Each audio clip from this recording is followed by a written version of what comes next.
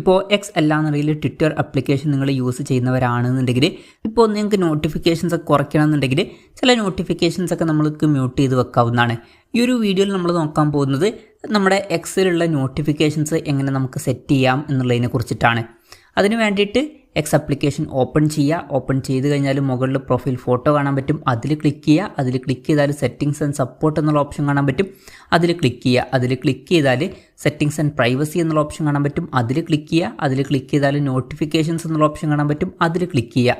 അതിൽ ക്ലിക്ക് ചെയ്താൽ ഫിൽറ്റേഴ്സ് എന്നുള്ള ഓപ്ഷൻ കാണാൻ പറ്റും, അതിൽ ക്ലിക്ക് ചെയ്യുക. ക്ലിക്ക് ചെയ്താൽ മ്യൂട്ടഡ് നോട്ടിഫിക്കേഷൻസ് എന്നുള്ള ഓപ്ഷൻ കാണാൻ പറ്റും, അതിൽ ക്ലിക്ക് ചെയ്യുക. ഇപ്പം ഇതിൽ നിന്ന് നമുക്ക് ഏതൊക്കെ നോട്ടിഫിക്കേഷൻസ് മ്യൂട്ട് ചെയ്യണം എന്നുള്ളത് സെറ്റ് ചെയ്യാവുന്നതാണ്.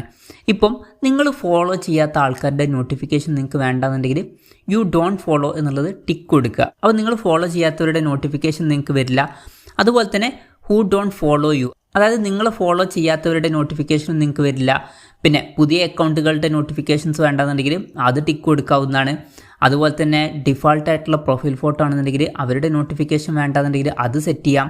അതുപോലെ തന്നെ ഇമെയിൽ ഐ ഡിയും ഫോൺ നമ്പറും കൺഫേം ചെയ്യാത്തവരുടെ നോട്ടിഫിക്കേഷൻ വേണ്ടാന്നുണ്ടെങ്കിൽ ഇതൊക്കെ ഓണാക്കി കൊടുക്കാവുന്നതാണ്. ഇപ്പം നിങ്ങൾക്ക് ആവശ്യമുള്ള കാര്യങ്ങൾ ഇതിൽ നിന്ന് മ്യൂട്ട് ചെയ്ത് വെക്കാവുന്നതാണ്.